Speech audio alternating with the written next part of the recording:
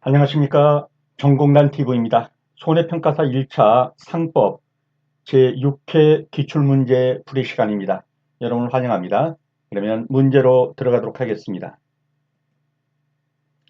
1번입니다. 보험계약의 의의와 성립에 관한 설명으로 옳지 않은 것입니다. 보험계약의 성립은 특별한 요식행위를 요하지 않는다. 맞습니다. 의사의 합치만으로 계약이 성립되는 낙성계약입니다. 그래서 특별하게 요식행위를 요하지 않습니다. 보험계약의 사행성 계약으로 인해서 사행계약성으로 인해서 상법은 도덕적 위험, 모럴 해저드를 방지하고자 하는 다수의 규정을 두고 있습니다. 맞습니다. 보험자가 상법에서 정한 납부 통지 기간 내에 통지를 해탄 때에는 청약을 거절한 것으로 본다. 맞나요? 틀리나요? 네, 틀렸습니다. 어디가 틀렸습니까? 납부 통지 기간 내에 통지를 해태하면 청약을 어떻게 되죠?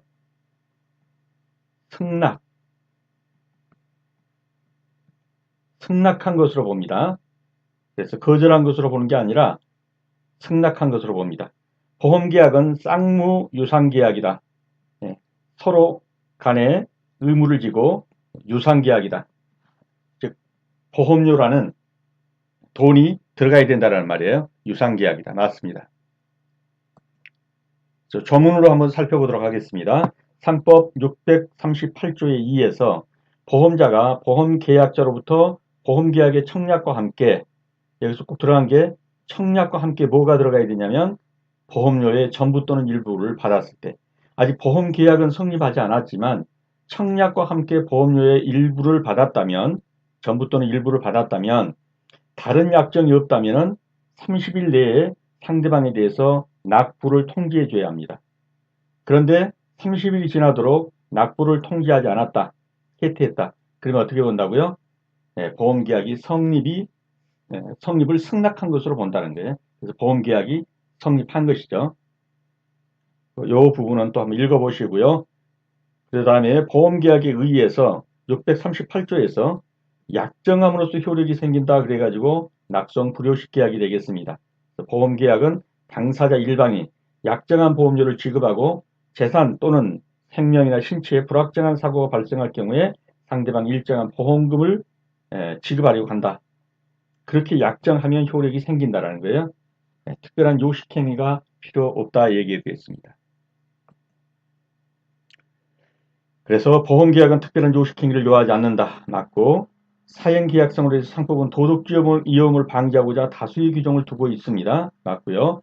보험자가 상법에서 정한 납부통지, 즉 청약과 함께 일정한 보험료를 받은 다음에 납부 30일 내에 통지를 해줘야 되는데 통지를 안 했다, 해태했다. 그러면 청약을 어떻게 된다? 승낙한 것으로 본다. 계약이 성립되는 것입니다. 보험계약은 쌍무 유선계약이라 맞습니다. 그래서 틀린 것은 3번이고 정답이 되겠습니다. 다음 가로 안에 들어갈 기간으로서 옳은 것은 보험자가, 즉 보험회사입니다. 파산의 선고를 받았다. 그러면 보험계약자는 계약을 해지할 수 있다. 그런데 해지하지 아니한 보험계약은 어떻게 되겠느냐? 파산 선고 후 얼마를 경과한 때는 효력을 잃는다. 얼마를 경과하면 효력을 잃게 되겠습니까? 3개월을 경과하면 그 보험계약은 효력을 잃습니다. 3개월이 되겠습니다. 조문에는 654조에 나와 있습니다. 보험회사가 파산의 선고를 받은 때에는 보험계약자는 계약을 해지할 수 있다. 근데 계약을 해지하지 아니하고 그냥 놔두면 이 보험계약은 파산 선고 후 얼마를 경과한 때? 3개월을 경과한 때는 보험계약은 효력을 잃는다. 왜냐하면 보험회사가 파산해버렸기 때문에 효력을 잃습니다. 그래서 3개월을 경과하면 효력을 잃습니다. 일부 보험에 관한 설명으로 옳지 않은 것은, 일부 보험 그러면 어떻게 되죠? 보험 가액은 예를 들면 1억짜리인데 보험 가입은 5천만 원만 가입했어요. 왜냐하면 보험료를 줄이기 위해서. 이런 게 일부 보험이죠. 보험 가액만큼 보험을 들지 않는 거, 이게 보험 가액입니다. 근데 일부 보험은 보험 금액이 보험 가액에 미달하는 보험이다. 예. 이것도 맞는 표현이죠. 죄송합니다. 네, 죄송합니다. 화면이 그냥 넓어졌습니다. 자, 일부 보험은 보험 금액이 보험가액에 미달하는 보험이다. 그래서 보험 가입 금액의 범위 내에서 보험금을 받으니까요. 보험 금액이 보험 가액에 미달하는 보험, 이것을 일부 보험이라고 합니다. 특약이 없다면 일부 보험에서 보험자는 보험 금액의 보험 가액에 대한 비율에 따라 보상 책임을 진다. 이걸 가리켜서 우리가 이제 비례 보상이라고 하는 거죠. 일부 보험에 관해 당사자 간에 다른 약정이 있는 때에는 보험자는 실제 발생한 손해 전부를 보상을 책임을 진다. 맞나요? 틀리나요? 틀렸죠. 보험금의 범위 내에서 보상할 책임을 진다라고 법조문이 나와 있습니다. 일부 보험은 당사자의 의사와 상관없이 발생할 수 있다. 맞죠? 예를 들어서 지금은 보험가액이 5천만 원. 그래서 5천만 원으로 들었단 말이에요. 보험가입을. 그런데 나중에 이것이 그 해당 보험 상품 금액이 올라가지고 1억이 돼버렸다. 그러면 1억짜리 보험금인데 보험 가액인데 보험금은 5천만 원밖에 못 받게 생겼다. 그러면 보험 금액보다 보험 가액이 크죠.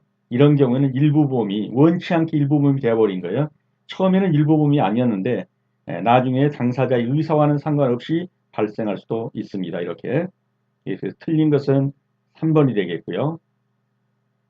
조문으로 한번 살펴보겠습니다.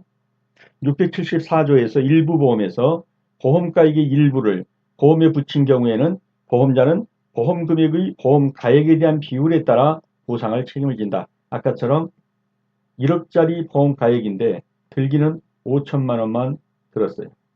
이와 같이 보험 가액의 일부를 보험에 붙였어요. 일부를 5천만 원만. 이런 때는 보험 금액의 보험 가액에 대한 비율에 따라서 얼마의 보험금이 나왔죠. 그러면 이 비율에 따라서 한다는 거예요. 그러면 1억짜리인데 5천만 원만 들었으니까 보험 금액이 나온 것 중에서 보험금 나온 것 중에서 2분의 1만 곱하기 2분의 1 해가지고 2분의 1만 지급하면 되도록 비례 보상을 한다 이런 말입니다. 그런데 당사자 간에 다른 약정이 있다. 이럴 경우라도 보험금 다 줄게 라든가 이런 약정이 있다면 보험 금액의 한도 내에서 손해를 보상할 책임을 진다. 보험 금액의 한도입니다. 그래서 일부 보험에 관하여 당사자 간에 다른 약정이 있다면 보험자는 실제 발생한 손해 전부를 보상할 책임을 진다가 아니고 보험자는 보험 금액의 한도 내에서 그 손해를 보상할 책임이 있다. 4번입니다. 손해액의 산정에 관한 설명으로 옳지 않은 것은 보험자가 보상할 손해액은 그 손해가 발생할 때와 고수의 가액에 의하여 산정하는 것이 원칙이다. 맞습니다. 손해액 산정에 관하여 당사자 간에 다른 약정이 있는 때는 신품가액에 의해서도 산정할 수 있습니다. 서로 간에 약정이 있다면요. 특약이 없는 한 보험자가 보상할 손해액에는 보험사고로 인하여 상실된 피보험자가 얻을 이익이나 보수를 산입하지 않습니다. 맞죠? 손해액의 산정에 필요한 비용은 보험자와 보험계약자가 공동으로 부담한다. 자, 손해액이 얼마인가를 산정하는 누가 하죠? 보험회사가 하죠. 그래서 보험자가 하는 것이지 보험계약자가 하는 건 아니죠. 공통으로. 그래서 틀렸습니다. 어디가 틀렸다고요? 보험자가 계산하지 보험계약자와 공동으로 하는 건 아니다. 4번이 틀렸고 정답이 되겠습니다. 조문으로 살펴보겠습니다. 676조입니다. 보험자가 보상할 손해액은 그 손해가 발생한 때와 고수의 가액에 의해 산정한다. 그러나 당사자 간에 다른 약정이 있는 때는 신품가액에 의해서도 손해액을 산정할 수가 있다. 제1항의 손해액의 산정에 관한 비용은 누가 부담한다? 보험자의 부담으로 한다. 그 다음에 상실이익 등은 불산입한다. 보험사고로 인해서 상실된 피보험자가 얻을 이익이나 보수는 당사자 간에 다른 약정이 없으면 보험자가 보상할 손해액에 산입하지 아니한다. 예를 들면 이런 보험 상품이 화재가 나서 없어져 버렸어요. 근데 이 보험 상품을 내가 실 가격보다 더 비싼 가격으로 계약을 했단 말이에요. 1억을 받기로 계약을 했어요. 근데 이 상품의 실제 화재가 나서 없어진 실종 가치 금액은 예를 들면 5천만 원이에요. 즉 5천만 원짜리를 내가 1억에 팔아서 5천만 원이라는 뭐죠? 이익을 보기로 계약이 돼 있어요.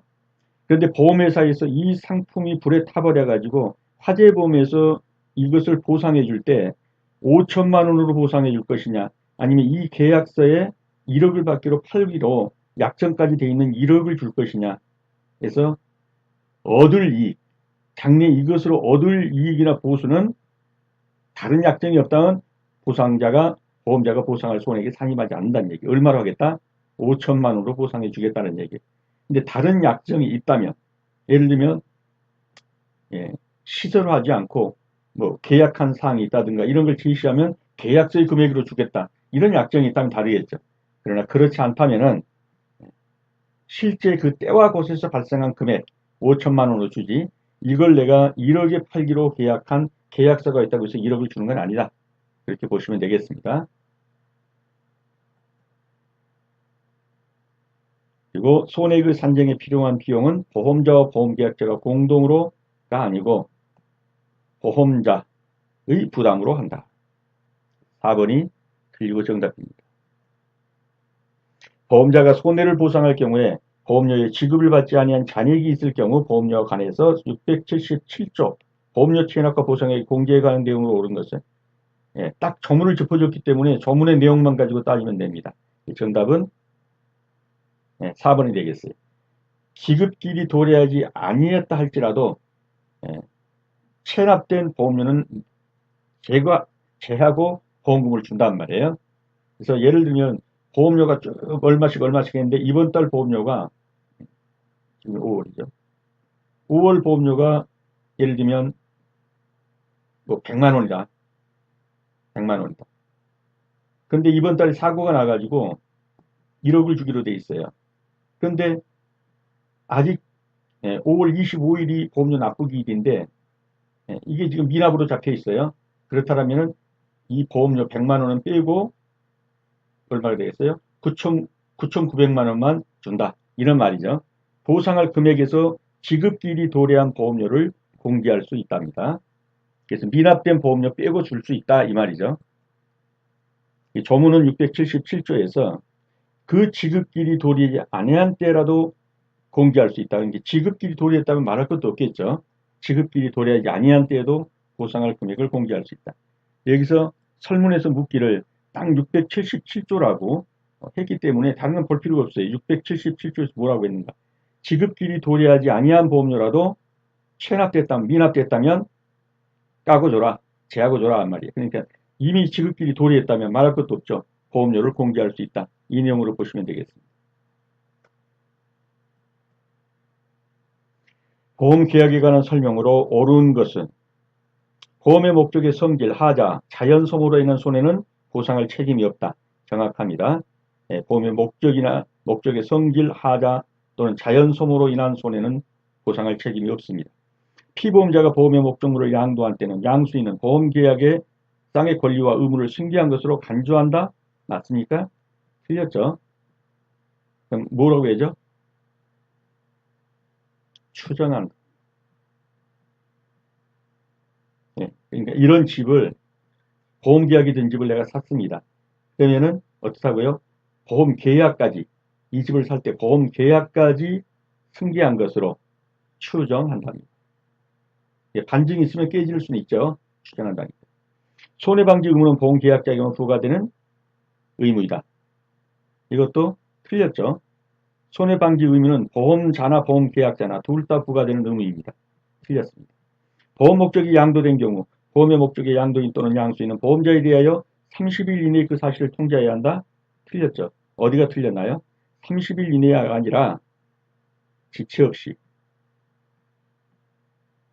그러니까 이 집을 화재보험 든 집을 A가 B에게 양도했다.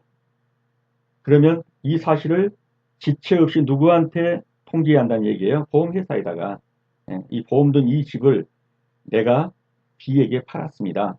라고 지체 없이 통지해야 합니다. 30일 이내가 아니라 지체 없이 통지한다. 조문으로 살펴보겠습니다. 678조에서 보험의 목적 성질, 하자 또는 자연 소모로 인한 손해는 보험자가 이를 보상할 책임이 없다. 목적물 자체가 하자가 있어서 또 성질상 놔두면 자연히 소모되는 것 이런 것들을 보험이 보상해 주지는 않는다 이런 말이고요. 피보험자가 보험의 목적물을 양도했다면 아까 같이 집을 화재보험에 든 집을 팔았다. 양도했다면 양수인은 보험계약상의 권리와 의무를 승계한 것으로 뭐한다? 추정한다. 추정은 반증이 있으면 깨지는 겁니다. 그리고 제1항의 경우에 보험 목적의 양도인 또는 양수인은 어떻게 한다? 집을 팔고 산 A가 B에게 양도했다. 그러면 양도인 또는 양수인은 보험자에 대해 보험회사에 뭐 어떻게 지체 없이 그 사실을 사고 팔았다는 사실을 통지해 줘야 한다라는 내용이고요. 손해방지 의무는 보험계약자와 피보험자 둘 다 가집니다. 보험회사하고 보험가입자, 피보험자가 다 손해를 방지하기 위해서 경감하게 노력해야 합니다. 그 다음 보험 목적물의 양도 지체 없이 그 사실, 사고판 사실을 통지해야 합니다. 그래서 여기서 조문에 다 각주를 달아줬습니다. 그래서 각주를 한 번씩 읽어보시면서 새겨 주시기 바랍니다. 자, 보험자 대위, 잔존물 대위의 설명으로 옳지 않은 것은 이러한 공장에 불이 나가지고 다 타버렸는데 이 안에 있는 불타다 남은 기계만 남았습니다. 고철값이라도 팔아야겠죠. 기계값만 해서 고철값을 해보니까 약 1천만 원은 된다. 그러면 이 잔존물을 어떻게 처리할 것이냐 하는 거예요. 일부 보험에서도 보험금액의 보험가액에 대한 비율에 따라 잔존물 대위권을 취득할 수 있습니다. 일부 보험을 들었다 할지라도 잔존물을 취득할 수 있습니다. 잔존물 대위가 성립하기 위해서는 보험 목적의 전부가 멸실되어야 한다. 맞습니다. 전부 멸실에 뭐냐면 보험료 전부 지급이에요. 피보험자는 보험자로부터 보험금을 지급받기 전에는 잔존물을 임의로 처분할 수 있습니다. 그렇지만 임의로 처분하면 보험 금액을 중과돼서 이 잔존물 처분 금액만큼은 빼줘야겠죠.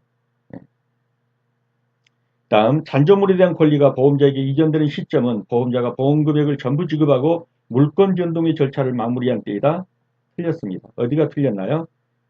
전부 지급하기만 하면 되고 물권 변동의 절차를 밟을 필요는 없어요. 왜 그럴까요? 법률의 규정에 의한 물권 변동이에요. 법률 규정이 어떻게 됐길래요? 그래서 681조에 보면 뭐라고 나와 있냐면 보험의 목적의 전부가 멸실한 경우에 전부 멸실입니다. 보험 금액의 전부를 지급한 보험자는 전부 지급해야 돼요. 그 목적에 대한 피보험자의 권리를 취득한다. 그 안에 불타다 남은 기계에 대한 권리를 취득한다 이 말이에요. 다 보험금을 지급했다면. 그러나 보험가액의 일부를 보험에 붙인 경우, 즉 일부 보험이죠.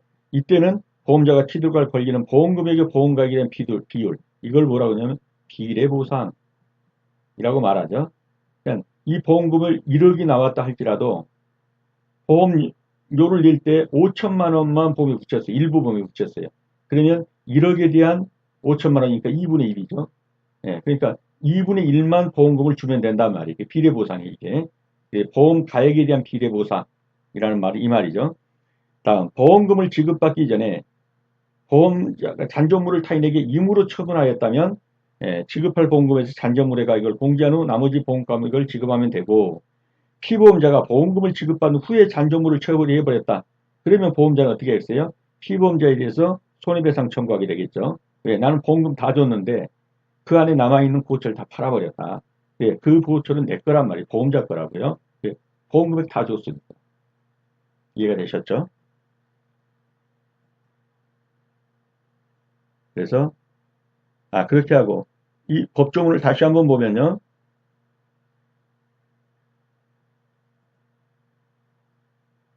법조문을 다시 보면 보험금의 전부를 지급한 보험자는 별도의 물권 이전에 대한 절차가 필요 없이 그 목적에 대한 피보험자의 권리를 취득한다. 라고 되어 있죠. 지급하면 바로 취득한다고 법률의 규정이 나와 있어요. 그러니까 물권 변동에 어떤 절차를 밟을 필요가 없어요. 보험금 다 주는 즉시 나머지 잔존물 보험자 대위가 일어나게 됩니다. 그래서 권리 이전의 시점은 타다 남은 그 기계 고철에 대한 권리 이전의 시점은 보험자가 보험금의 전부를 지급하면 바로 별도의 물권 변동의 절차 없이 바로 법률의 규정에 의해서 권리가 이전됩니다. 근데 여기서 뭐라고 했어요?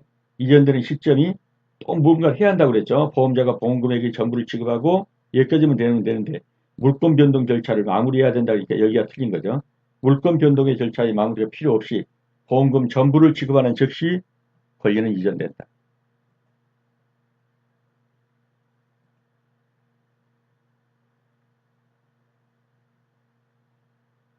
죄송합니다. 여기 문제가 화재보험에 관한 설명으로 옳지 않은 것은 화재보험에서는 일반적으로 위험 개별의 원칙이 적용된다. 틀렸습니다. 위험 보편의 원칙이라고 그래가지고 화재보험이 일어나면 포괄적으로 원인을 묻지 않고 불타버린 모든 것에 대해 보험으로 처리해준다. 그것이 위험 보편의 원칙이에요. 하나하나 따지지 않겠다. 그래서 개별의 원칙이 아니라 위험 보편의 원칙입니다. 화재가 발생한 건물의 철거비와 폐기물 처리부는 화재와 상당 인과관계에 있는 건축물 수리비에 포함된다. 이것이 판례예요, 판례. 그래서 맞습니다. 화재보험 계약의 보험자는 화재로 인하여 생긴 손해를 보상할 책임이 있다. 맞죠? 보험자는 화재의 소방 또는 손해 감소에 필요한 조치로 인하여 생긴 손해에 대해서도 보상할 책임이 있다. 맞습니다. 불 끄다가 소방 호수에 옆 차에 그 길거리 있던 차를 파손했다. 그러면 화재를 소방하다가 일어나는 어떤 그 피해 이것까지도 보상을 한다라는 거예요. 손해 감소에 필요한 조치, 불 끄다가 일어난 거 또는 손해 감소에 필요한 조치로 인해서 생긴 돈까지 화재보험에서 보상을 해준다라는 얘기입니다. 4번도 맞는 지문이 되겠습니다. 그래서 이 조문도 한번 꼼꼼히 읽어보시고요. 화재보험은 보상 개별의 원칙이 아니라 보편의 원칙이다라는 내용이고요. 그 다음에 소방 등의 조치로 인한 손해배상, 보험자는 화재의 소방, 불 끄다가 일어나는 뭐 옆집 차, 뭐 이런 것에 대해서 손해를 입혔다. 그 손해까지도 뭡니까? 손해보험에서 처리해 준다는 얘기예요. 그 다음에 손해 감소에 필요한 조치로 인하여 생긴 손해를 보상할 책임이 있다.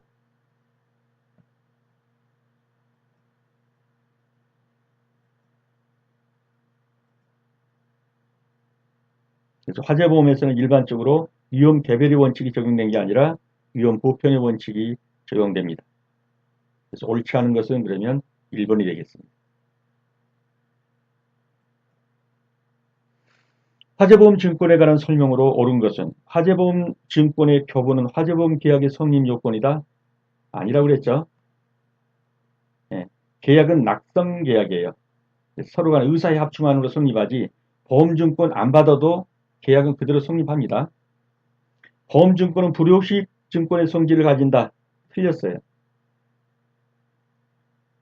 비록 화재보험 증권을 받고 안 받고가 계약에는 상관없어요. 그렇지만 보험증권 자체는 무슨 증권이에요? 요식증권이에요. 즉 거기다 써야 되는 내용이 조문에 다 나와 있어요. 어떠한 내용들을 보험증권에 기록해야 된다는 거예요. 그래서 요식증권이라고 해요. 화재보험 계약에서 보험 가액을 정했다면 이를 화재보험 증권에 기재해야 합니다. 이게 조문이에요. 건물을 화재보험의 목적으로 한 경우는 건물의 소재지 구조와 용도는 화재보험 증권의 법적 기재사항이 아니다. 틀렸어요. 이것도 기재사항으로 되어 있어요. 그래서 이런 게 다 기재돼야만 화재보험 증권이 될 수 있어요. 그러니까 요식증권이라는 거죠. 자, 666조에 화재보험 증권에는 이거 일반적 보험증권은 이게 다 기록돼야 돼요. 보험의 목적은 뭐고 성질은 뭐며 보험 금액은 얼마로 하고 보험료와 그 지급 방법은 어떻게 하며 보험 기간을 정한 때는 보험 기간은 언제부터 언제까지다. 그 다음에 무효와 실견의 사유는 어떻다. 보험계약자의 주소와 성명, 피보험자의 상호, 보험계약 연월일, 증권의 작성자와 그 작성 연월일. 이게 일반 보험의 보험증권에 기재되어야 하는 요식성이에요. 이게 있어야 보험증권이 돼요. 근데 화재보험에는 이거에다 더 들어가요. 이게 들어간다. 666조, 660조에 기재한 사항 이외에도 이게 들어가야 된다. 그게 뭐냐? 건물을 보험의 목적으로 한 때는 소재지와 구조와 용도까지 넣어줘야 된다. 그 다음에 동산을 보험으로 목적으로 했다면 어디다 놔뒀는지, 존치 장소와 상태와 용도, 들어가줘야 된다. 보험 가액을 정할 때는 그 가액도 적어줘야 된다. 이것이 요식성이에요.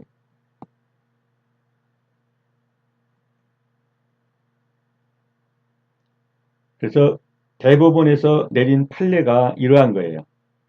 보험계약은 당사자 사이의 의사의 합치에 의해서 성립되는 낙선계약이다. 이게 법원의 판례예요. 별도의 서면을 요하지 않는다. 즉 보험계약, 나는 그 보험계약서 못 받았기 때문에 보험계약 성립 안 한 것이다. 이렇게 말할 수 없어요. 보험계약을 체결할 때 작성 교부되는 보험증권이나 보험계약의 내용을 변경하는 경우에 작성 교부되는 배서증권은 하나의 증거증권에 불과하지. 이것이 이 보험계약을 서로 주고받았다, 나는 못 받았다, 이런 것들이 보험계약의 성립에는 영향을 미치지 않는다. 단순한 증거증권에 불과하다. 이것이 법원의 판례입니다. 그리고 보험증권은 보험계약이 성립한 후에 보험계약의 내용을 증명하기 위하여 보험자가 발행하는 일종의 증거증권이며 면책증권이자 요식증권이다. 그래서 하나하나의 내용들을 파악해 두셔야 합니다. 그래서 옳은 것은 3번이 옳고요. 1번은 어디가 틀렸느냐? 각주 잘하는 대로 이미 설명드렸으니까요. 한번 파악을 해보시기 바랍니다.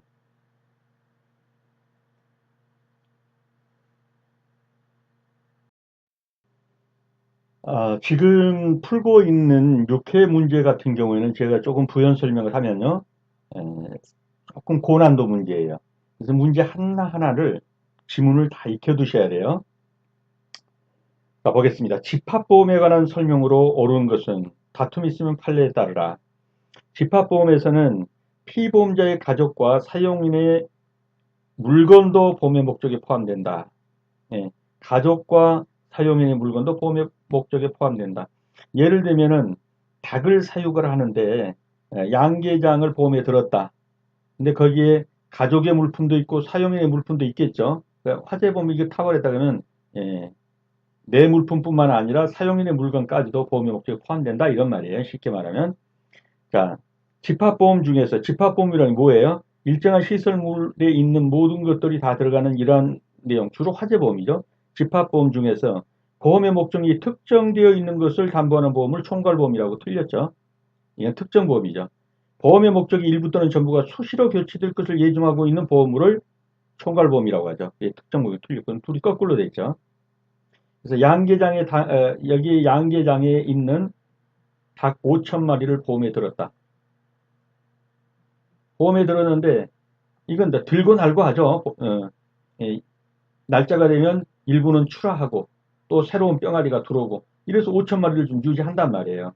이렇게 보험에 들었으면 이제 우리가 이런 걸 가리켜 집합보험이라고 하는 거예요. 닭 한 마리 한 마리 든 게 아니라 닭 5천 마리. 그다음에 수시로 병아리 들어오고 한 6개월 먹이면 내 팔고 이렇게 여기에 남아있는 거 5천 마리를 보험에 들었다. 하나하나 든 게 아닌 거 이런 것을 총괄보험이라고 한다 하는 거죠. 자, 집합된 물건을 일괄해서 보험의 목적으로 한 때는 그 목적에 속한 물건이 보험 기간 중에 수시로 교체를 했어요. 병아리 들어오고 몇 개월 빼면 몇백 마리 팔아내고 뭐 이렇게 해서 그래도 5천 마리는 계속 유지하는 거예요. 이렇게 된 경우에 보험 사고가 발생했다. 그러면 현존한 물건에 대해서는 보험 목적에 제외된 것으로 한다. 이러면 어떻게 보험이 되겠어요? 이건 틀렸죠. 현존하는 5천 마리가 그대로 보험의 목적물이 되는 거예요. 처음에 보험에 들 때 그 닭들은 다 팔려 나갔죠. 예. 지금 몇 개월 정도 매기나요? 지금 6개월 나가는 게 한 3 내지 4개월이면 전부 시간이 출하돼요. 병아리에서. 근데 그때마다 그때 보험에 든 5천 마리 전부 다 팔았는데 그리고 또 새로운 보험도 있어요. 이럴 수 없잖아요. 그래서 계속해서 5천 마리를 유지하면 그 화재가 났을 때 다 타 죽은 5천 마리가 그 5천 마리로 보면 되는 거예요. 그래서 현존한 물건에 대해서 보험 목적에 포함된 것으로 한다. 그렇게 해야 되지 제외된 것으로 한다 그런 게 아니죠. 그래서 3번은 틀렸고요. 집합보험에서 보험의 목적 일부에 대해서 고지 의문이 위반이 있다. 그러면 보험자는 전체 계약을 해지할 수 있다. 조문이 그렇게 되지 않죠. 예, 뭐 이거는 조금 인데 이게 집합된 물건이 이렇게 있다고 합시다. 근데 이 부분은 제대로 고지를 했고 이 부분은 제대로 고지를 못했어요. 고지 의무 위반했어요. 그러면 이 부분만 고지 의무 위반이 되는 거예요. 이 부분만 해지할 수 있는 고지 의무가 된다.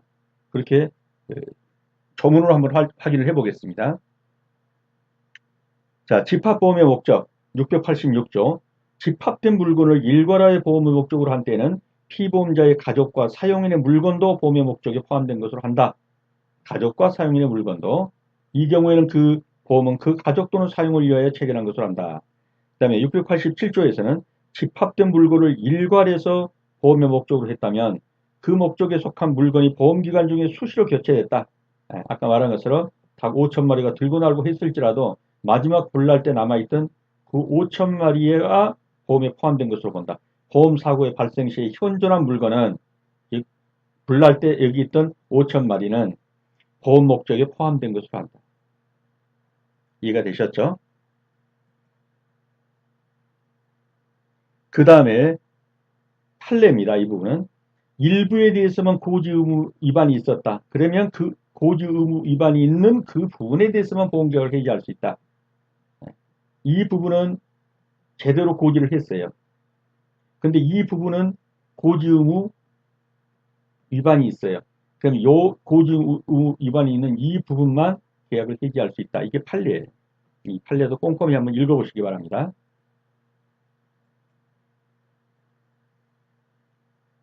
여기에서 각주를 달아놨으니까요. 각주를 따라서 한번 쭉 가면서 읽어보시고 이 부분은 각주는 안 달았지만 특정되어 있다면 이게 특정보험이지 총괄보험이다 이게 틀렸고 그 다음에 보험 목적 일부를 전부가 수시로 결제를 예정하고 이게 총괄보험이죠. 이걸 특정보험이란다가 아니라 총괄보험이란다. 그리고 이 부분도 각주를 읽어보시면서 파악해 두시기 바랍니다.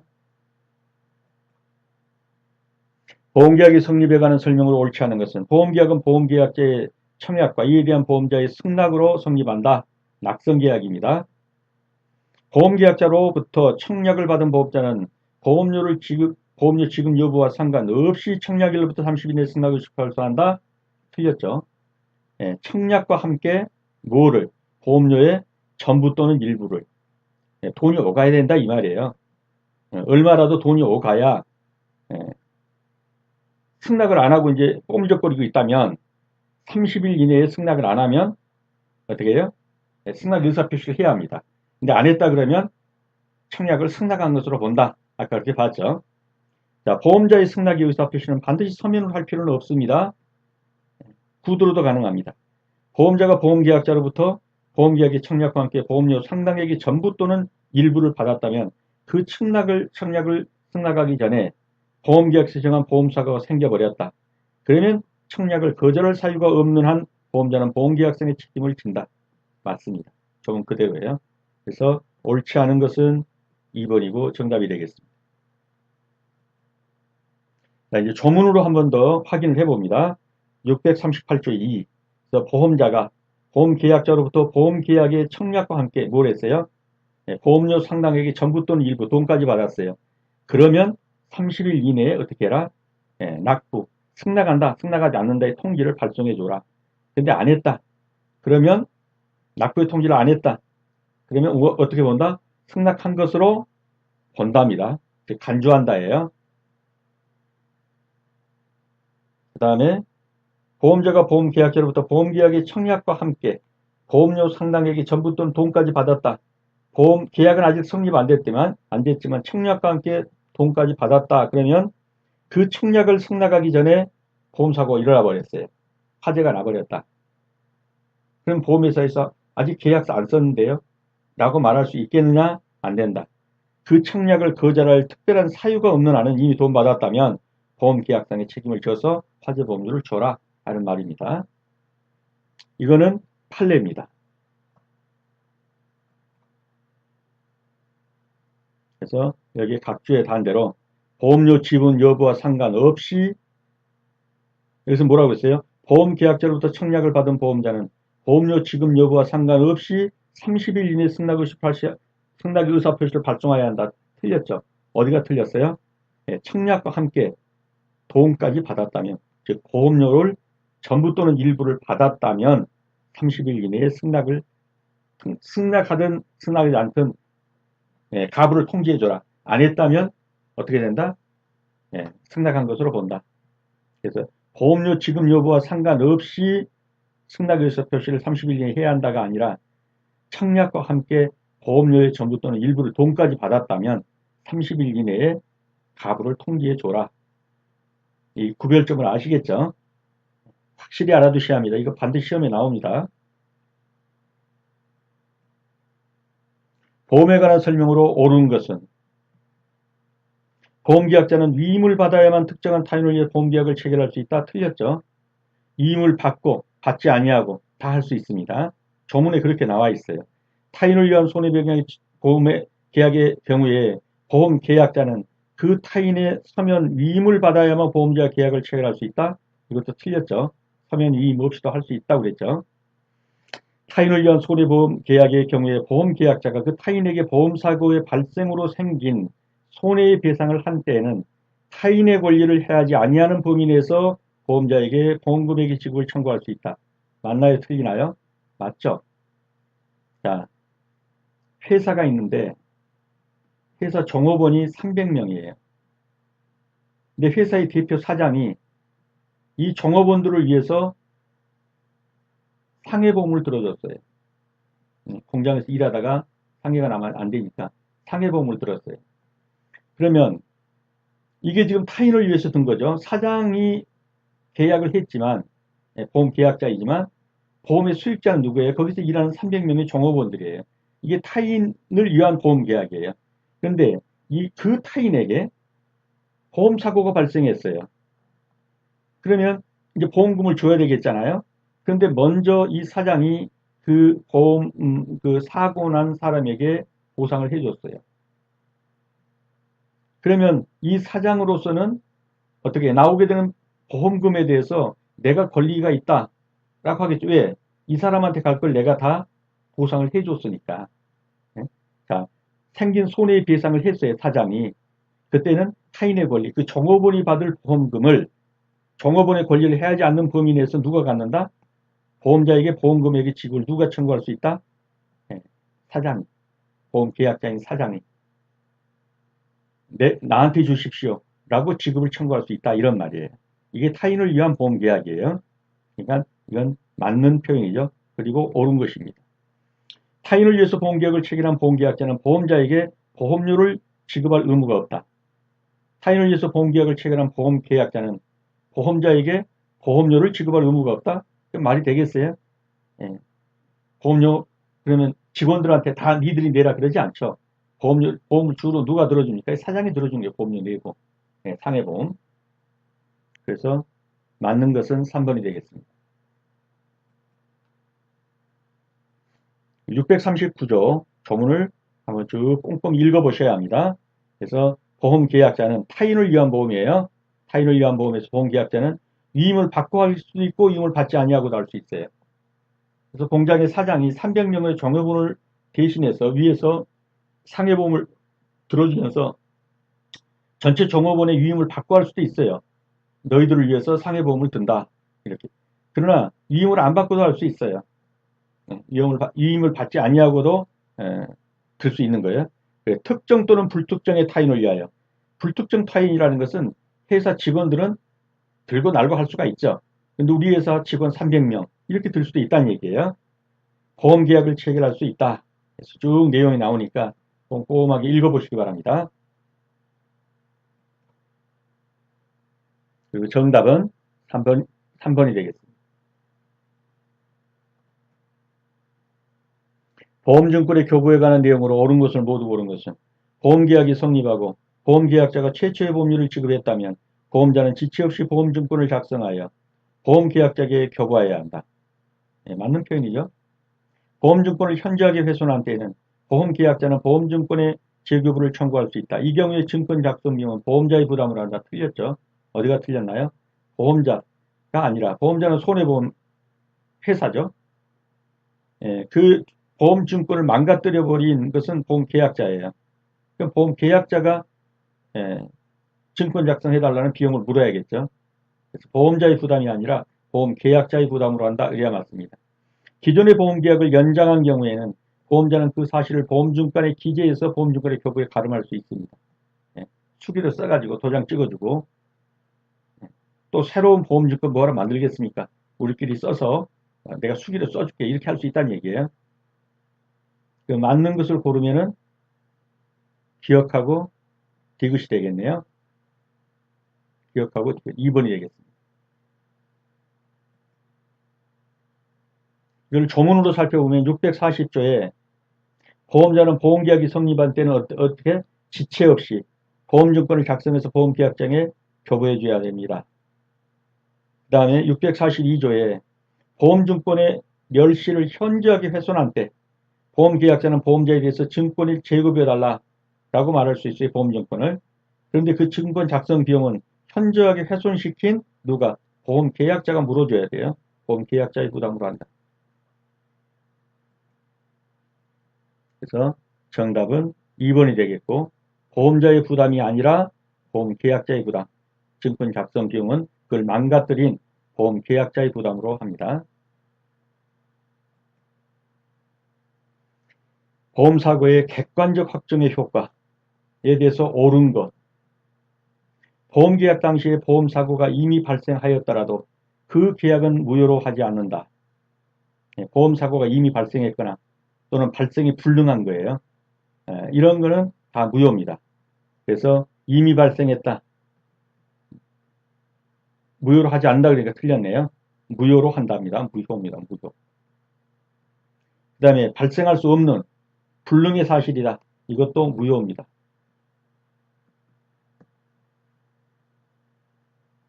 예를 들면 내가 누구를 위해서 생명보험을 들어줬어요. 근데 이미 생명보험을 들 당시 이 사람은 죽어버렸어요. 그럼 이건 무효죠. 이미 보험사고가 발생했다. 이건 무효예요. 내가 이 아들네 집에 대해서 이걸 화재보험을 들어줬어요. 화재보험에. 그런데 화재보험 들 때 그 전날 이미 불타서 없어져 버렸어요. 이와 같이 보험사고가 이미 발생해 버렸다. 그럼 그 계약은 무효라는 거예요. 보험계약 당시에 보험사고가 이미 발생하였지만 보험 수익자가 이를 알지 못한 때는 그 계약은 무효하지 않는다. 이거 틀렸죠? 어디가 틀렸어요? 보험 수익자가 알지 못한 때가 아니라 보험 계약자와 보험자가 알지 못한 때에 서로 몰랐어요. 그러면 무효로 하지 않는다. 둘이 다 몰랐다. 보험계약 당시에 보험사고가 발생할 수 없는 것이었지만 당사자 쌍방과 그 피보험자가 그 사실을 몰랐다면 그 계약은 무효로 하지 않는다.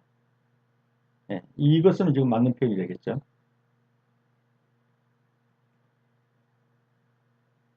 그래서 644조에 보험계약 당시에 보험사고가 이미 발생하였거나 또는 발생할 수 없는 것인 때에는 그 계약은 무효로 한다. 그러나 당사자 쌍방과 피보험자가 여기 세 사람이 나오죠. 보험회사, 계약자, 그 다음에 피보험자가 다 이를 알지 못했다. 그렇다면 무효로 하지 않는다 이 말이에요. 그러니까 보험회사라는 값도 몰랐고 계약자 을도 몰랐고 피보험자 병도 몰랐고 왜냐하면 이 사람도 이 집에 이 피보험자 이 집에 화재보험을 들었는데 보험회사도 이미 불타서 없어진지 몰랐고 그 집 아버지가 이 보험계약을 대신 들어있는데 그 아버지도 몰랐고 피보험자도 이 집에 살지 않고 다른 곳에 살다가 몰랐고 근데 보험계약 들기 전날 이 집이 불타 없어져 버렸다. 다 몰랐어요. 보험회사도 모르고 계약자도 모르고 피보험자도 모르고 이 집 주인인 피보험자도 모르고 다 몰랐다. 그러면 어떻게 돼요? 그때는 무효로 되지는 않는다. 당사자 쌍방도 모르고 피보험자도 몰랐다. 그때는 이를 알지 못한 때는 그러하지 아니하다. 즉 무효로 보지 않는다. 이런 말이 되겠습니다. 여기에 각주를 다 달아줬으니까 읽어보시면서 파악해 주시기 바랍니다. 자, 보험 대리상이 아니면서 특정한 보험자를 위해서 계속적으로 보험계약의 체계를 중개한다. 이게 보험 중개인이죠. 또는 모집인 이렇게 보시면 되겠어요. 이 보험 모집인, 중개인은 의사표시에 관한 것은 못해요. 의사표시를 할 수도 없고 받을 수도 없어요. 다만 할 수 있다는 건 보험 증서를 교부해 주는 것, 즉 전달해 주는 것. 그 예, 피보험자라든가 또는 보험계약자에게 회사에서 보험증권 나왔습니다. 고 전달해 주는 거 할 수 있고, 회사가 영수증을 끊어줬어요. 10만 원짜리 첫 보험료 영수증을 끊었으면 이 영수증을 주면서 보험료 받는 건 가능해요. 영수증을 주면서. 영수증을 주지 않으면서 보험료 받는 건 안 돼요. 회사가 영수증까지 끊어줬으니까 이 영수증을 건네주면서 보험료를 받아서 회사에 내주는 거, 이건 가능하단 말이에요. 자, 그래서 보면 보험자가 작성한 보험증권을 보험계약자에게 교부할 수 있는 권한은 있습니다. 보험 모집이라 할지라도 보험자가 작성한 영수증 교부를 조건으로 영수증 끊어줬어요. 그러니까 보험계약자로부터 보험료를 수령할 수 있는 권한, 여기까지는 있어요. 그런데 보험계약자로부터 보험계약의 취소의 의사표시를 수령할 때 의사표시를 수령도 못하고 전달도 못해요. 틀렸어요. 보험계약자에게 보험계약에 체결한 의사표시를 할 수 있는 권한, 이것도 못해요. 자, 그러면 할 수 있는 거는 두 개밖에 없죠. 기억, 미음. 그래서 1번이 정답이에요. 이거 100% 시험에 나오니까 반드시 완전히 파악해 두셔야 합니다. 그래서 이 조문도 한번 꼼꼼히 읽어보셔야 돼요. 그래서 100%다 이해를 해 두셔야 돼요. 한 문제만 나온 게 아니라 여기서 한 문제에서 세 문제까지도 나올 수 있어요. 네, 굉장히 중요한 조문입니다. 그래서 보험 중개인은 보험 대리상이 아니면서 특정한 보험자를 위하여 계속적으로 보험계약을 체결하는 중개하는 자, 그러면 보험 모집인 또는 중개자 이렇게 보시면 돼요. 보험 대리점이 아니라 그 사람은 의사표시는 못한다. 근데 돈 주면서 영수증 써주고 돈 받아오라, 이건 할 수 있다는 거예요. 영수증 교부를 조건으로 보험료 받는 거예요. 그래서 1번이 정답이 되겠습니다. 임의해지에 관한 설명으로 옳지 않은 것은 보험계약자는 원칙적으로 보험사고가 발생하기 전에는 언제든지 계약의 전부 또는 일부를 해지할 수 있습니다. 맞습니다. 보험사고가 발생하기 전이라도 타인을 위한 보험의 경우에 보험계약자는 그 타인의 동의를 얻지 못하거나 보험증권을 소지하지 않은 경우에는 계약의 전부 또는 일부를 해지할 수 없다. 맞습니다. 타인을 위해서 보험을 들어줬다. 그러면 적어도 해지를 하려면 그 타인의 동의를 얻어서 내 이 계약을 계속 유지할 수가 없다. 동의를 얻거나 아니면 보험증권을 내가 가지고 있어서 보험증권을 제시하면서 해야 해지할 수 있습니다. 보험사고의 발생으로 보험자가 보험금액을 지급한 때에도 보험금액이 감액되지 아니하는 보험의 경우에는 보험계약자는 사고 발생 후에라도 보험계약을 해지할 수 없다가 아니라 있습니다. 보험금이 줄어들지 않습니다. 그런 경우에는 보험금 탔다. 그리고서 계약 해지하겠습니다. 의무계약 해지가 가능하다. 보험사고 발생 전에 보험계약자가 계약을 해지하는 경우 당사자 사이에 특약으로 미경과 보험료의 반환을 제한할 수 있다. 지금 요거는 맞지 않고 틀렸죠. 3번은 틀렸습니다. 보험계약자는 사고 발생 후에도 보험계약을 해지할 수 없다니까 이건 틀린 질문. 이게 정답이 되겠죠. 보험사고 발생 전에 보험계약자가 계약을 해지하는 경우 당사자 사이에 특약으로 미경과 보험료의 반환을 이런 경우는 미경과 보험료의 반환을 하지 않겠다라고 특약을 맺었다면 특약도로 가면 됩니다. 이것도 맞는 표현이 되겠습니다. 649조에 조문으로 나와 있습니다. 보험사고가 발생하기 전에는 보험계약자는 언제든지 계약의 전부 또는 일부를 해지할 수 있다. 그러나 639조의 보험계약, 즉 타인을 위한 보험계약에서는 타인의 동의를 얻거나 또는 보험증권을 소지해야 계약을 해지할 수가 있습니다.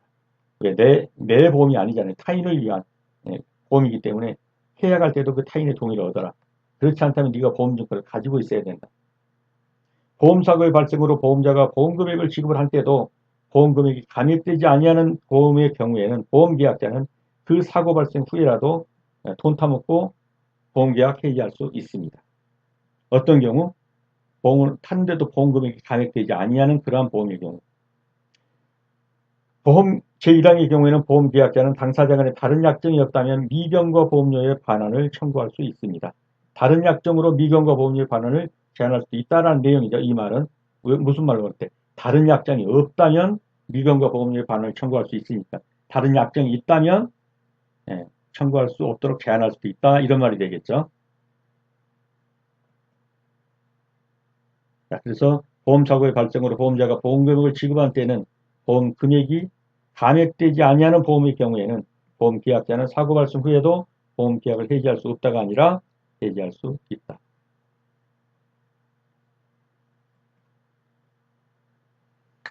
17번입니다. 답은 보험계약자고 을은 보험자다. 즉 을이 손해보험 회사다 이 말이죠. 손해보험계약을 체결하면서 계약에 관한 사항을 고지하지 않았다. 이에 대한 보험자 을의 상법상 계약 해지권에 관한 설명으로 옳은 것은 자, 갑의 고지 의무 위반 사실에 대한 을 계약 해지권은 계약 체결일로부터 1년 내에 하나에 행사할 수 있다. 맞나요? 틀리나요? 틀렸죠. 이런 지문도 반드시 나올 수 있습니다. 나오고 한두 문제 나와요. 확실히 해두셔야 돼요. 자, 고지 의무 위반을 안 날로부터 1년 이내, 계약을 체결한 날로부터는 3년 이내에 계약을 해지할 수 있어요. 근데 여기서 뭐라고 했어요? 계약 체결일로부터 그랬기 때문에 1년이 아니라 3년이에요. 고지 모르는 날로부터 알지 못한 날로부터라고 하면 1년 이내고요. 계약을 체결한 날로부터는 3년 이내다. 그래서 틀린 지문입니다. 그 다음 을은 갑의 중과실을 이유로 상법상 보험 계약 해지권을 행사할 수 없다? 있어야죠. 틀렸죠. 을의 계약 해지권은 갑이 고지 의무를 위반했다는 사실을 계약 당시에 을이 알 수 있는지 여부 관계없이 행사할 수 있다? 아니죠.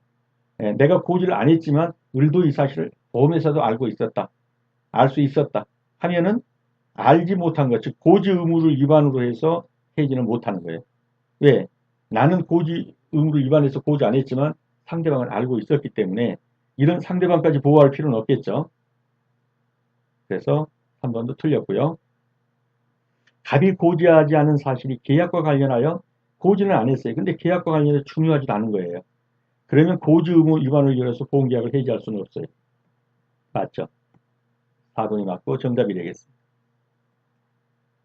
자, 조문으로 확인해 봅니다. 651조입니다. 보험계약 당시에 보험계약자 또는 피보험자가 고의 또는 중대한 과실로 인해서 중요한 사항을 고지하지 않았어야 돼요. 고지 의무 위반이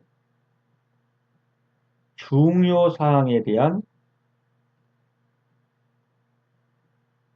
고지 의무 위반이라 해요.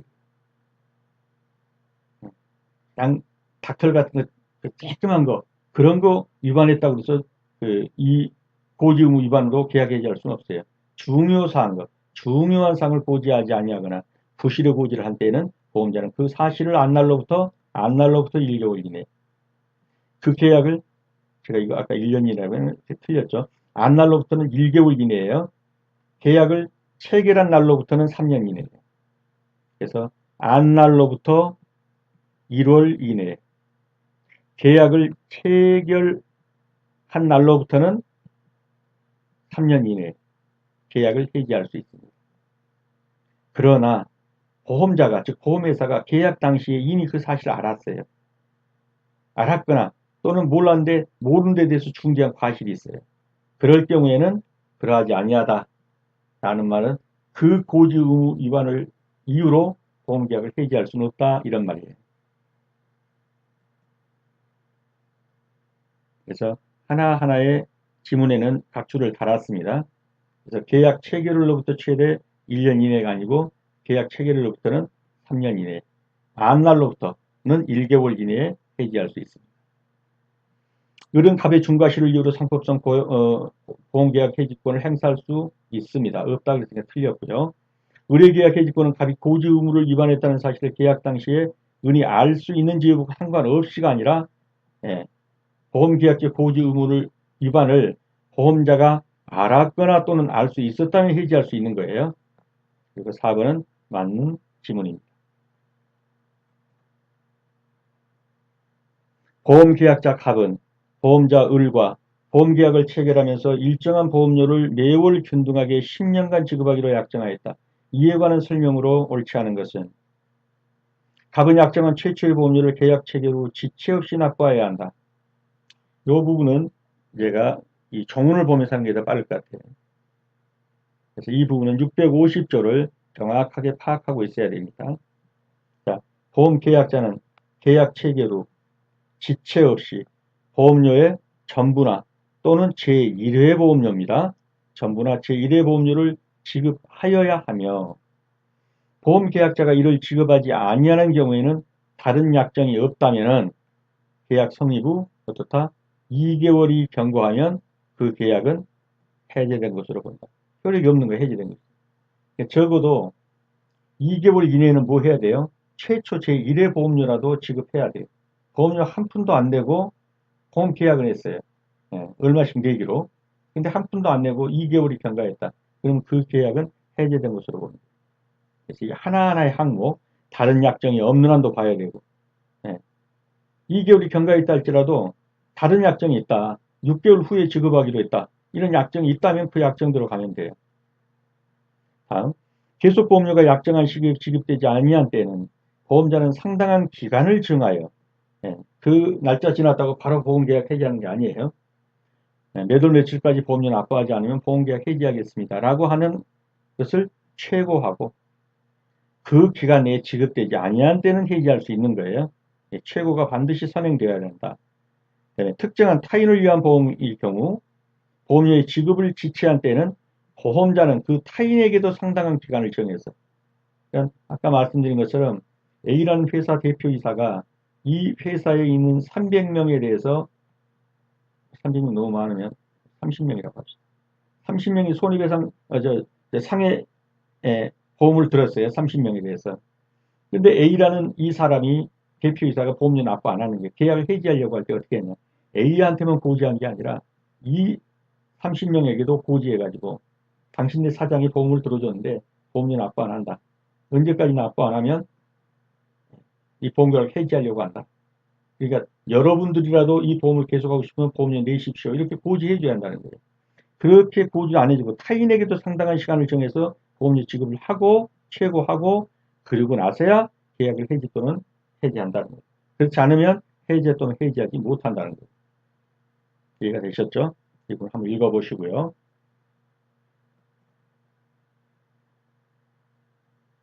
자, 그렇게 해서 갑이 계약이 성립한 후에 2개월이 경과하도록 최초의 보험료를 지급하지 아니하면 그 계약은 법률에 의해 효력을 상실한다. 맞아요.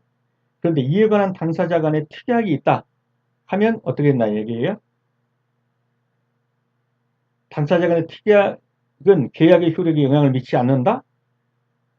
그래서 계약을 해지한다? 아니라는 거죠. 특약이 있다면 그 특약대로 가면 돼요. 그래서 당사자 간에 다른 약정이 있다면 그 약정에 따른다예요.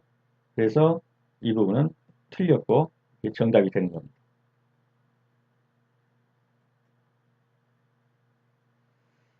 위험 변경의 증가와 개지 해약에 관한 설명으로 옳은 것은 자, 보험을 들었는데 위험이 보험 계약 당시보다 훨씬 많이 증가했어요. 그러면 이 증가한 것에 대하여 통지를 해줘야 돼요. 그래야 보험회사는 보험료를 더 올리든지 아니면 이런 상태라면 위험이 증가했다면 보험을 계속할 수 없겠습니다 해서 계약 해지를 하든지 해야 돼요. 자, 위험 변경의 증가에 통지를 회피한 때는 이 부분도 보험 이걸 먼저 한번 보고하는 게 좋겠어요. 이 회피했다 할지라도 예, 이 효과가 좀 달라지니까 조문을 먼저 설명하고서 한번 봐볼게요. 자, 622조를 보면 보험 기간 중에 보험 계약자 또는 피보험자가 사고 발생의 위험이 현저하게 변경 또는 증가된 사실을 아는 때에는 그러면 지체 없이 보험회사에게 통지해 줘야 돼요. 이를 해태했다, 안 했다. 그러면 보험자는 그 사실을 안 날로부터 1개월 이내 한해서 계약을 해지할 수 있어요. 안 했다면. 그런데 제1항의 위험변경 증가의 통지를 받은 때는 1개월 이내에 보험료의 증액을 청구하거나 계약을 해지할 수가 있어요. 그래서 위험변경 증가는 지체 없이 통지한 경우 보험료의 증액을 청구하거나 계약을 해지할 수 있고 통지를 안 해버렸다 그러면 계약을 해지하는 거예요. 이해가 되셨나요? 위험 변경이 증가했는데, 그러니까 A라는 보험회사에 B라는 이 사람이 보험을 들었단 말이에요. 근데 이 보험, 이게 위험이 엄청 많이 증가했어요. 통지를 하면 이 A라는 보험회사는 둘 중에 하나를 택해요. 정상적으로 통지를 했다면 보험 계약을 해지하거나 또는 보험료를 올려주세요 라고 보험료의 증액을 요구하거나 둘 중에 하나를 한단 말이에요. 그런데 위험 변경이 증가했음에도 불구하고 이 B라는 사람이 변경 증가 통지를 안 했어요. 근데 A가 알게 됐어요, 이거를. 그러면 이 사람을 믿을 수가 없죠, 이제는. 그죠? 예, 앞으로도 계속 속일 수 있다. 그래서 어떻게 해요? 이 경우에는 보험 계약만 해지하는 거예요. 그러니까 정상적으로 통지를 한 경우에는 보험료 증액을 청구하거나 계약을 해지할 수 있지만 통지를 안 하고 해태했어요. B라는 사람이 속였죠. 그러면 계약 해지로 바로 들어가 버린다. 보험료 증액을 청구해서 보험 계약을 계속 유지할 필요가 없죠. 계약을 해지할 수 있다. 이해가 되셨죠? 그 다음에 655조는 한번 꼼꼼히 읽어보시면서 꼭 이해를 해 두시기 바랍니다.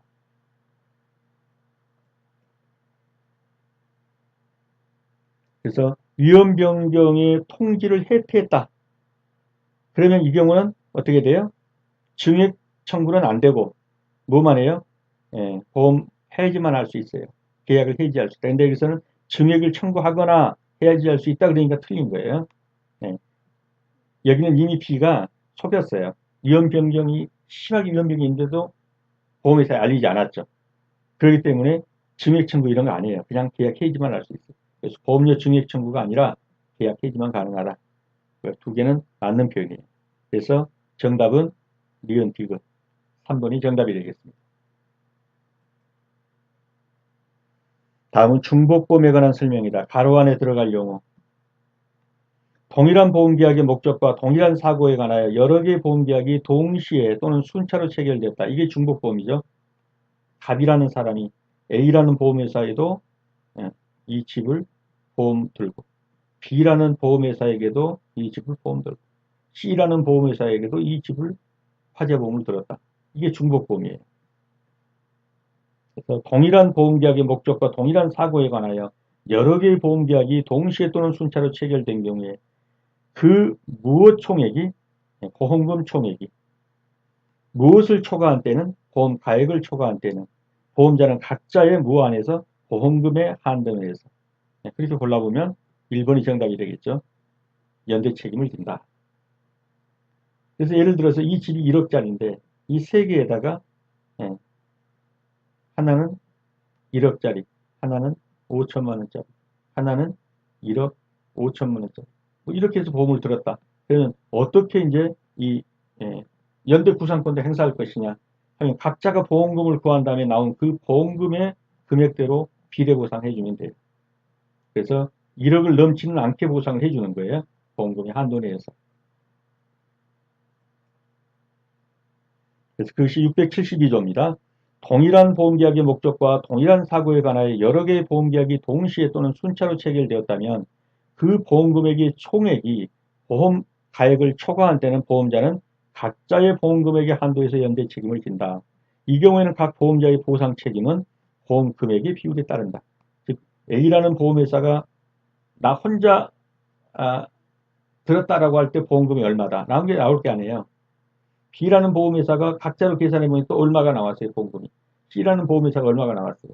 근데 A라는 보험회사가 보상해 줄게 단독으로 보상해 줄게 1억이에요. B라는 보험회사가 5천만 원이에요. C라는 보험회사가 7천만 원이에요. 이렇게 나왔다면 이 보험금 1억을 가지고 곱하기 어떻게 됐어요? 1억 5천에다 2억 2천 되겠죠. 이걸 다 더하면 2억 2천 중에서 A라는 보험회사에서는 2억 2천분의 1. 그 다음에 B라는 보험회사에서는 1억 곱하기 2억 2천분의 5천. 이렇게 비례 보상해 준다는 거예요. 보험 금액의 비율에 따라서 비례 보상한다. 말이 이런 말이에요. 이해가 되셨죠?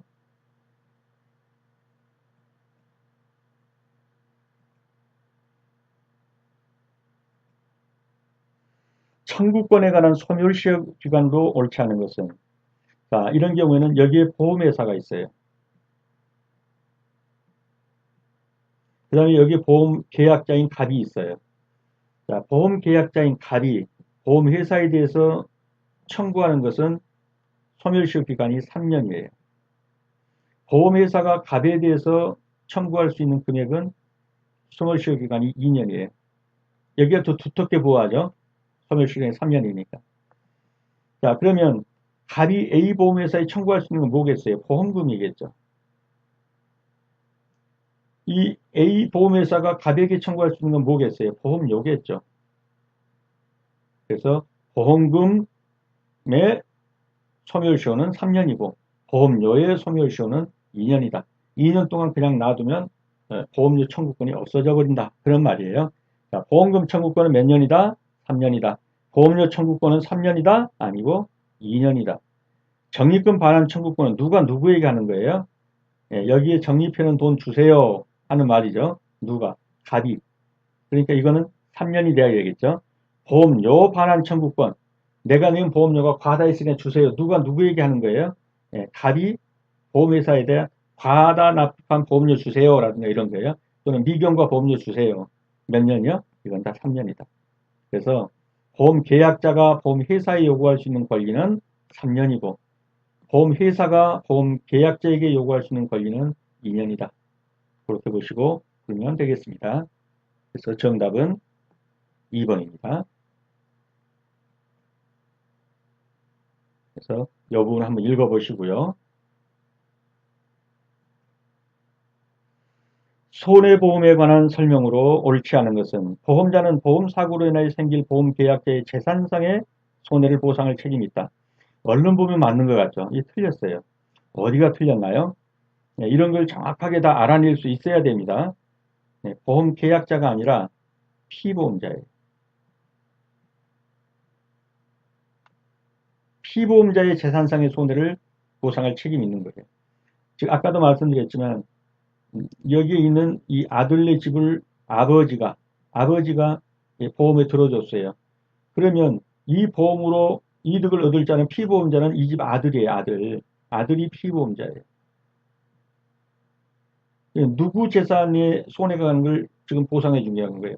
이 피보험자, 보험 계약자인 아버지가 아니고. 그래서 보험자는 보험 사고로 인해 생길 누구의 재산? 이 피보험자의 재산. 보험 계약자 아니고 아버지 아니고 피보험자의 재산상의 손해를 배상할 책임이 있다. 그러니까 옳지 않은 거죠. 이게 정답이 되는 거예요. 나머지는 다 맞는 지문이에요. 그래서 이거는 조문을 보시고 다 파악해 두시면 돼요. 여기 조문이 안 나와 있나요? 그래서 보험 계약자가 아니고 피보험자의 재산상의 손해다. 이게 틀렸다. 자, 금전으로 산정할 수 있는 일이게 하나요? 보험계약의 목적으로 할 수 있다. 맞습니다. 그대로 파악해 주시면 돼요. 보험계약의 목적은 상법 보험편 손해보험장에서 규정하고 있으나 임보험장에서는 그러하지 아니하다. 맞습니다. 중복보험의 경우에 보험자 1인에 대한 권리의 포기는 다른 보험자의 권리 의무에 영향을 미치지 않다. 맞습니다. 즉 갑이라는 사람이 이걸 A 보험회사에도 B 보험회사에도 C 보험회사에 들었어요. 근데 이 집이 불났어요. 그런데 내가 B 보험회사에 대해서는 요구하지 않겠습니다. 포기한다 하더라도 권리 의무에 영향을 안 미쳐요.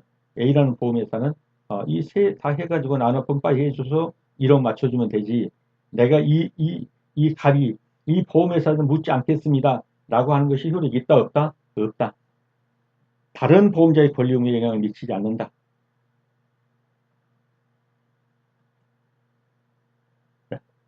조문이 여기 있으니까 이 조문대로 꼭 파악해 두시기 바랍니다. 손해보험증권의 법적 기재사항이 아닌 거, 요식행위라고 그랬죠. 기재사항이 아닌 거, 보험의 목적 기재사항이죠. 금액, 보험료의 산출 방법, 이건 기재사항 죄송합니다. 산출 방법까지는 나오지 않아요. 보험료의 산출 방법. 무효와 실권의 사유는 나와요. 정답은 3번이 되겠습니다.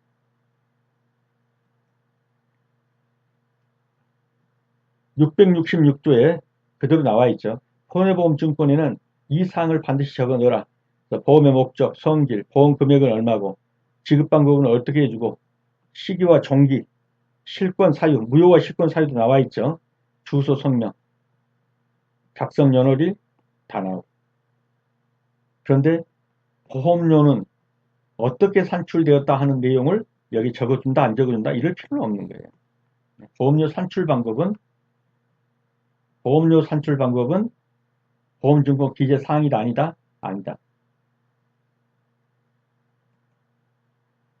그래서 보험증권의 법적 기재 사항이 아닌 거, 조문에 안 나와 있는 거 이거죠. 보험료 산출 방법까지 적어줄 필요는 없습니다. 초과보험에 관한 설명으로 옳지 않은 것. 보험 금액이 보험 계약의 목적의 가액을 현저하게 초과한 경우에 성립한다. 맞는 표현입니다. 보험 가액이 보험 기간 중 현저하게 감소된 경우도 적용됩니다. 일보험과 마찬가지죠. 나중에 보험 가액의 금액이 툭 떨어졌어요. 이게 1억짜리인데 툭 떨어져갖고 5천만 원이에요. 초과보험이 돼버렸어요. 될 수 있는 거죠. 보험계약자 또는 보험자는 보험료와 보험금액 감액을 청구할 수 있으나 보험료의 감액은 장래에 대해서만 효력이 있다. 맞습니다. 계약이 보험계약자의 사기로 인하여 체결된 때는 보험자는 사실 안 나도 1개월 이내 계약을 해지할 수 있다. 틀렸어요. 어디가 틀렸나요? 사기로 인한 보험계약은 뭡니까? 무효입니다. 사기로 인한 계약은 뭐다? 무효다. 자, 669조에 초과보험이 나와 있고 제1항의 경우에 계약이 뭘로? 보험계약자의 사기로 인하여 체결된 때는 그 계약은 뭘로 한다? 뭐 취소 이런 게 아니에요. 무효로 한다. 무효다. 이 부분도 꼼꼼하게 읽어두시고요. 그래서 보험계약자의 사기로 인하여 체결된 때는 해지할 수 있는 게 아니라 무효로 한다. 여기는 맞는 지문이니까 그대로 파악해 주시면 됩니다. 보험 가액에 관한 설명으로 옳지 않은 것은 당사자 간의 보험 가액을 정한 때는 그 가액은 사고 발생 시에 가액을 한 것으로 추정한다. 맞습니다. 당사자 간에 정한 보험 가액이 사고 발생 시의 가액을 현저하게 초과했다. 그러면 당사자 간에 정하는 보험 가액과 사고 발생 가액을 합의하여 보험 가액을 정한다. 이거 틀렸죠. 현저하게 초과했으면 원칙대로 갑니다. 사고 발생 시의 가액으로 갑니다. 상법상 초과보험을 판단하는 보험계약의 목적의 가액은 계약 당시에 정하는 것이 원칙이다. 맞습니다. 당사자 간의 보험계약을 정하지 아니한 때는 사고 발생 시의 가액을 보험가액으로 한다. 맞습니다. 이 원칙대로 가면 되는데 그 원칙이 뭐냐? 사고 발생 시의 가액을 보험가액으로 보는 겁니다. 그런데 당사자 간에 이미 정한 보험가액이 있어요. 이것이 기평가 보험이라는 거예요.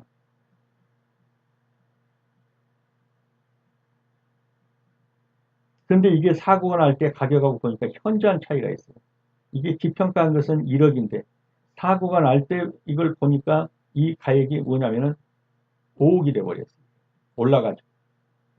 이렇게 될 때는 어떻게 된다? 사고 발생 시의 가액으로 한다.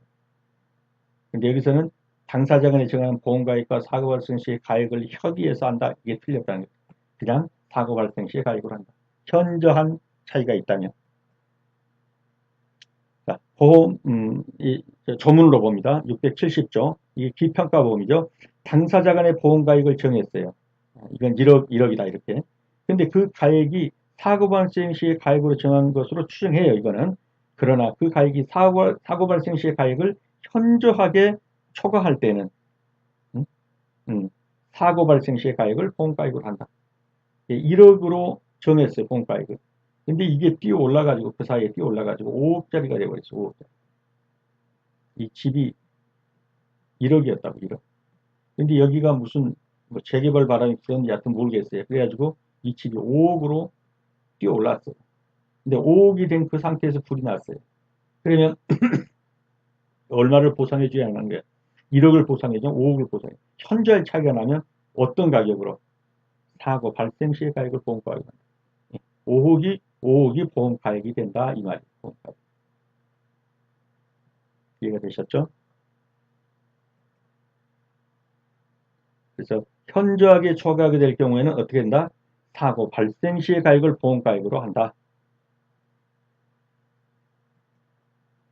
네, 수업하시느라 수고 많으셨습니다. 다음 시간에 다시 뵙겠습니다. 감사합니다.